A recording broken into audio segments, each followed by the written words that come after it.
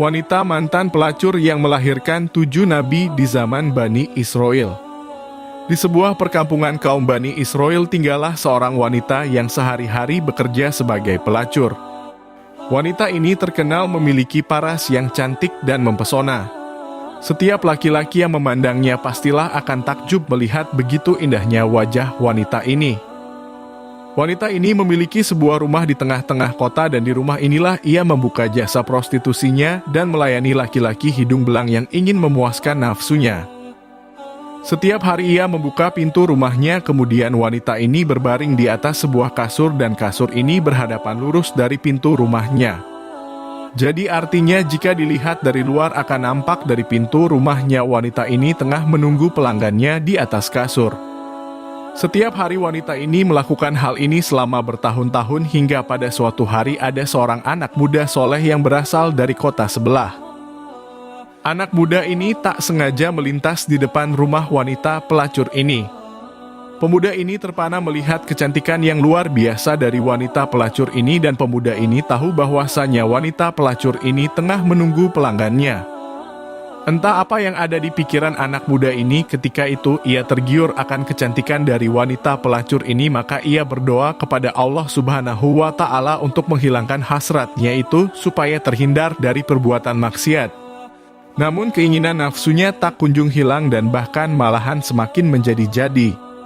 Pemuda ini diliputi rasa dilema antara ia harus ikuti nafsunya ataukah ia pergi meninggalkan wanita itu begitu saja. Semakin lama pemuda ini semakin tak bisa menahan hasratnya kepada wanita pelacur itu. Akhirnya setan berhasil menghasutnya untuk memenuhi keinginan nafsunya tersebut. Kemudian pemuda ini menjual isi tasnya yang ia bawa ketika itu kepada orang-orang di sekitarnya.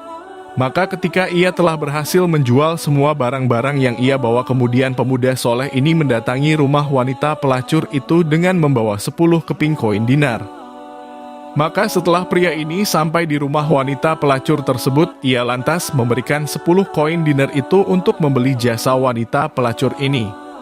Lalu wanita pelacur ini mengambil uang dinar tersebut dan langsung membawa pemuda soleh ini ke dalam sebuah kamar. Di dalam kamar itu wanita ini melepaskan pakaiannya dan siap untuk melaksanakan pekerjaannya sebagai pelacur sebagaimana ia telah dibayar oleh pemuda soleh ini. Kemudian wanita ini berkata, "Silahkan Tuan lakukan sesukamu."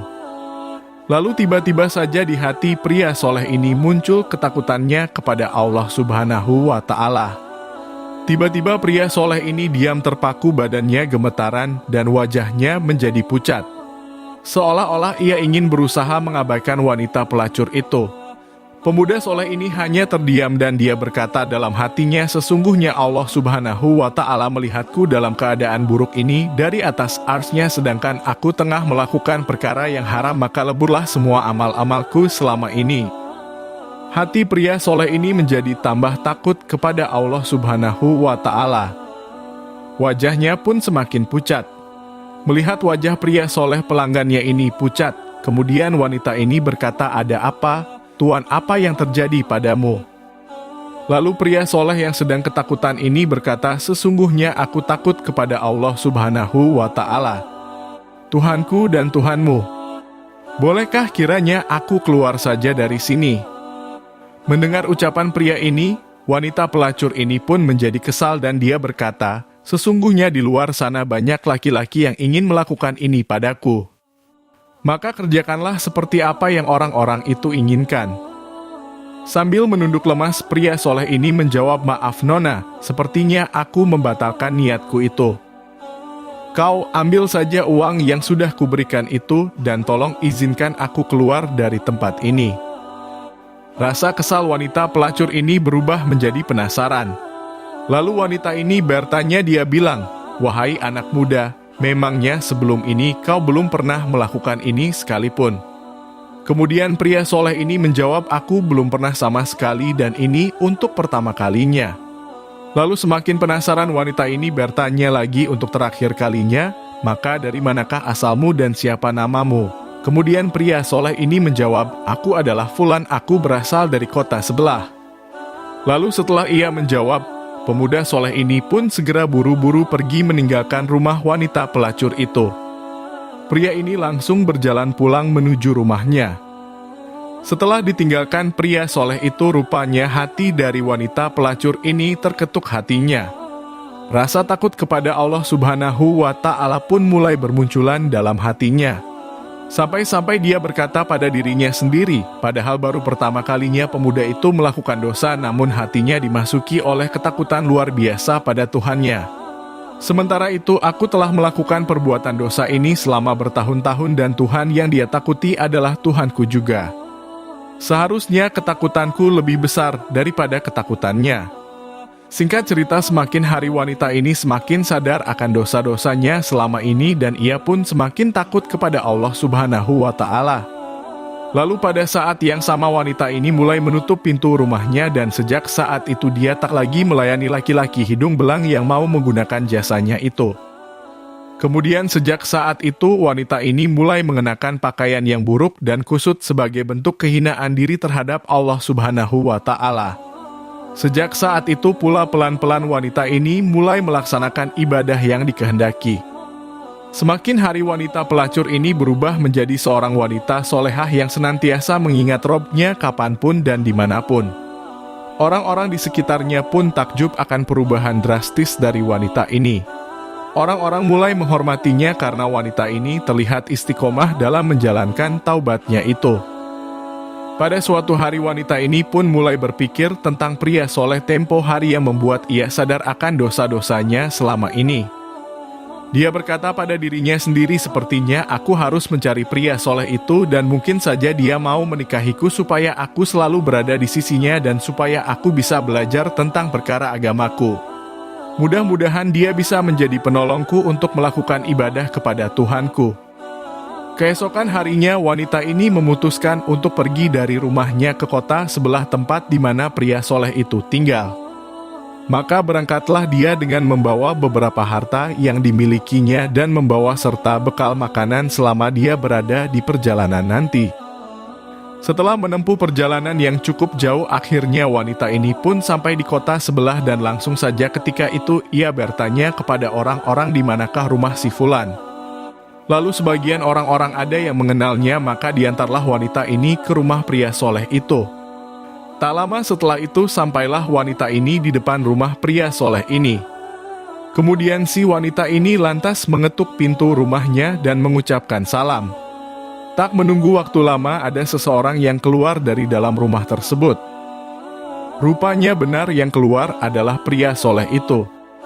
Pria soleh ini langsung kebingungan. Ketika itu dia bilang, "Anda ini siapa ya? Ada yang bisa kubantu?" Karena ketika itu wanita ini menggunakan cadar, makanya si pria soleh tak mengenalinya. Lantas si wanita membuka sedikit cadarnya agar si pria soleh mengenali siapa wanita yang datang ini. Setelah cadar itu dibuka, si pria soleh langsung terkejut. Ia mengingat tentang apa yang hendak terjadi antara dirinya dan wanita itu tempo hari. Seketika itu pula pria ini menjerit keras lalu tubuhnya jatuh tersungkur ke tanah dan akhirnya pria soleh itu pun meninggal dunia saat itu juga. Padahal si wanita belum menyampaikan maksud kedatangannya ke sini, namun Allah Subhanahu wa Ta'ala berkehendak lain. Pria ini meninggal dunia lantaran ia terkejut akan kedatangan wanita ini. Mengetahui bahwasanya pria ini meninggal dunia, wanita ini menjadi sangat sedih karena ia tidak bisa melaksanakan keinginannya untuk menikah dan belajar agama dengan pria ini. Setelah pria soleh ini selesai dimakamkan, ketika itu wanita ini bertanya kepada masyarakat apakah pria yang baru saja meninggal ini memiliki saudara atau seorang kerabat, maka ketika itu orang-orang memberitahu bahwasanya pria soleh ini memiliki seorang saudara laki-laki. Lalu wanita ini meminta ketika itu untuk diantarkan kepada saudara laki-laki pria soleh ini. Kemudian setelah bertemu dengan saudara laki-laki pria soleh ini, wanita ini menceritakan kisahnya dan kisah dia bagaimana ia bisa sampai di kota ini. Lalu wanita ini meminta agar saudaranya ini yang menggantikannya untuk menikah dengannya. Tapi awalnya saudara laki-lakinya ini menolak, dia bilang, "Aku seorang pemuda yang miskin. Aku berbeda dengan almarhum saudaraku itu. Lalu wanita ini menjelaskan bahwasannya ia membawa sejumlah harta bersamanya dan mungkin saja harta itu cukup untuk beberapa tahun ke depan selagi mereka sambil bekerja untuk mencari penghidupan yang lebih layak. Saudaranya pun menyetujuinya karena wanita ini memiliki maksud yang baik. Selain ia ingin menikah, ia juga ingin belajar agama dan ingin senantiasa mendekatkan diri kepada Tuhannya. Berhubung saudara laki-lakinya ini merupakan orang soleh, akhirnya tak lama dari itu keduanya pun menikah dan selama masa pernikahannya tersebut keduanya selalu senantiasa berupaya mendekatkan diri kepada Allah Subhanahu wa Ta'ala serta menjauhi segala larangannya.